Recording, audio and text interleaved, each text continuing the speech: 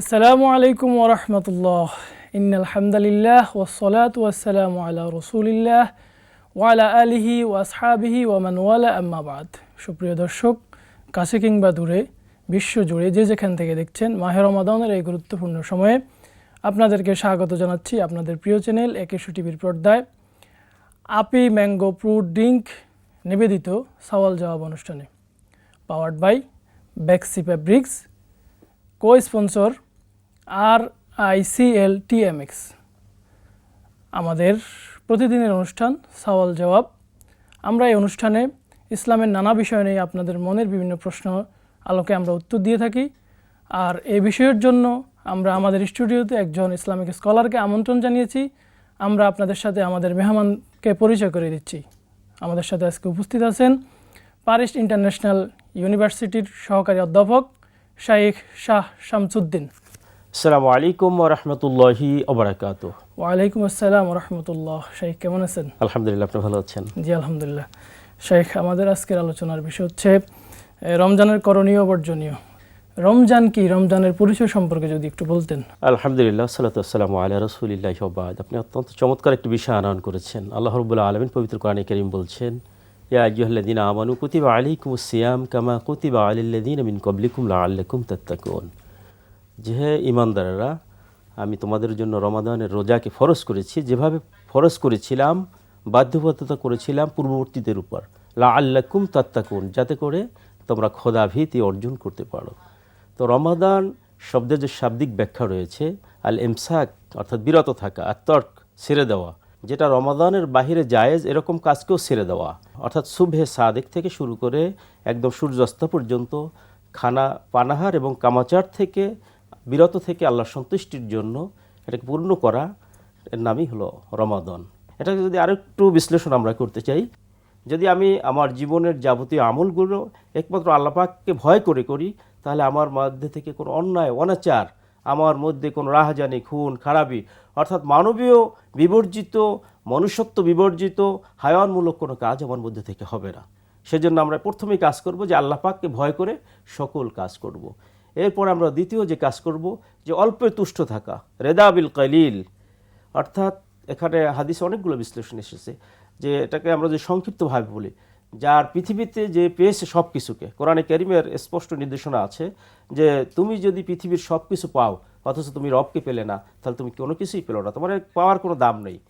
আর তুমি যদি পৃথিবীর সব কিছু না পাও কিন্তু রবকে যদি পাও। শেখ, আপনাকে ধন্যবাদ। আমরা আবার আপনার গুরুত্বপূর্ণ কথা শুনবো। আমরা একটি বিরতি থেকে ফিরে আসছি। সুপ্রিয় দর্শক, শুনছিলেন আমাদের অতিথির কথা। সময় হলো ছোট্ট একটি বিরতির পর আমরা আবার আপনাদের কাছে ফিরে আসবো। ততক্ষণে আমাদের সাথে থাকুন। সুবহানাল্লাহি ওয়া বিহামদিহি, সুবহানাল্লাহিল আযীম।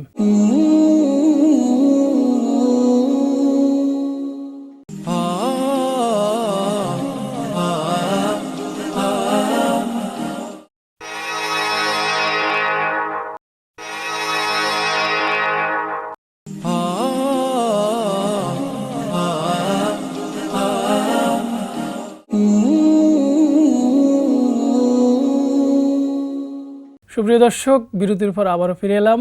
আপনারা দেখছেন আপি ম্যাঙ্গো ফ্রুট ড্রিঙ্ক নিবেদিত সওয়াল জবাব, powered by Bexi fabrics, co sponsor RICL TMX। সুপ্রিয় দর্শক, আমরা বিরতির পূর্বে আমাদের মেহমান থেকে শুনছিলাম। আমরা আবারও আমাদের মেহমানের নিকট আসছি। শেখ, আমরা রমাদান সম্পর্কে শুনছিলাম, এখন রমাদানের যে করণীয় এ সম্পর্কে যদি একটু বলতেন। আপনি যে বিষয়ে বলছিলেন, যে আমরা যে বিষয়ে আলোচনা করতেছিলাম, আমরা চলে আসবো ওখান থেকে, যে এই যে তাকওয়া অর্জন করা, অর্থাৎ রমাদানের মূল কিন্তু কাজ, মূল যে কাজ, এটা কিন্তু তাকওয়া অর্জন করা। আল্লাহ পাক আমাদেরকে পৃথিবীতে যত আমল দিয়েছেন, এর মূল উদ্দেশ্য হলো আমরা আল্লাহ পাককে ভয় করে আমল করব, আল্লাহর সন্তুষ্টি অর্জন করব, এবং ইয়াউমুল জাযাতে আল্লাহ পাকের সন্তুষ্টিতে আল্লাহ পাকের যে পুরস্কার তথা চূড়ান্ত পুরস্কার, আল্লাহর সাক্ষাৎ এবং জান্নাত নসিব হবে আমাদের জন্য। তো এই জন্য রমাদানকে আল্লাহ পাক দিয়েছেন।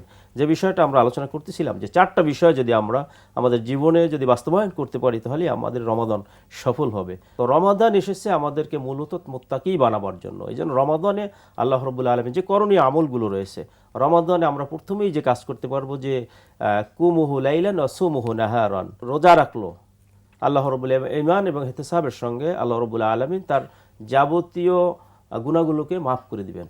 গফিরা লাহু মা তাকাদ্দামা মিন যামবি, তার জীবনের পূর্ববর্তী যাবতীয় গুনাহগুলোকে মাফ করে দেবেন।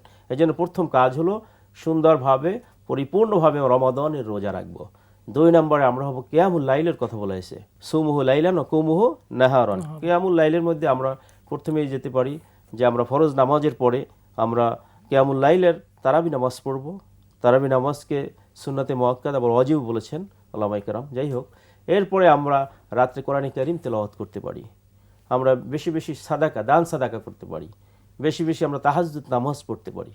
অর্থাৎ আল্লাহ রাব্বুল আলামিন যে বিধিবিধান যাবতীয় যা কিছু আমাদের জন্য দিয়েছেন, এটা হলো আমাদের মনুষ্যত্ব, আমাদের নৈতিকতার মান, আমাদের হিউম্যান কালচারকে ডেভেলপ করা, আমাদের নৈতিকতার মানকে উন্নত করা। আল্লাহ রাব্বুল আলামিন আসলে আমাদের জীবনকে পরিপূর্ণভাবে একটা রুটিন মাফিক সাজাতে চাচ্ছেন।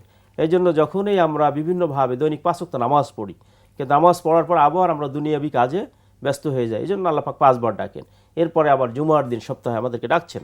অর্থাৎ আমাদেরকে বারবার ডেভেলপ করার চেষ্টা করছেন এবং চূড়ান্তভাবে যে পরিপূর্ণ 11 মাস পরে আমাদেরকে রমাদানের মধ্যে প্রবেশ করিয়ে আমাদের পরিপূর্ণভাবে একটা শৃঙ্খলিত জীবন দান করছেন, যাতে করে আমরা এই অনুযায়ী জীবনকে পরিচালনা করতে পারি। সাধারণভাবে রমজানের বাহিরে যে কাজগুলো জায়েজ ছিল, কিন্তু রমাদান আসার কারণে এই কাজগুলো থেকে আমরা বিরত থাকবো। কেন? আল্লাহ পাকের নির্দেশে।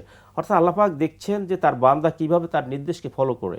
কারণ আপনি জানেন, একটি বান্দা যখন সকাল থেকে শুরু করে একদম সুবহে সাদেক থেকে শুরু করে সন্ধ্যা পর্যন্ত না খেয়ে থাকে, এটা দুনিয়ার কোনো উদ্দেশ্য হতে পারে না। কারণ মানুষ ইচ্ছা করলে না খেয়ে থাকাটা সম্ভব না, খেতে পারে, আড়ালে যেই খেতে পারে, কেউ দেখবে না, কিন্তু সে কিন্তু একটা একমাত্র আল্লাহ পাকের উদ্দেশ্যে করে।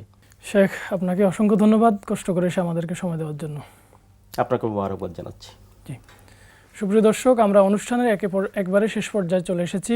আগামী দিন আমরা ভিন্ন কোনো বিষয় নিয়ে আপনাদের সামনে হাজির হয়ে যাব। আল্লাহ রাব্বুল আলামিন আপনাদেরকে ভালো রাখুন। সুবহানাকাল্লাহুম্মা ওয়া বিহামদিকা আশহাদু আল্লা ইলাহা ইল্লা আনতা আস্তাগফিরুকা ওয়া আতুবু ইলাইক। আসসালামু আলাইকুম ওয়া রাহমাতুল্লাহ।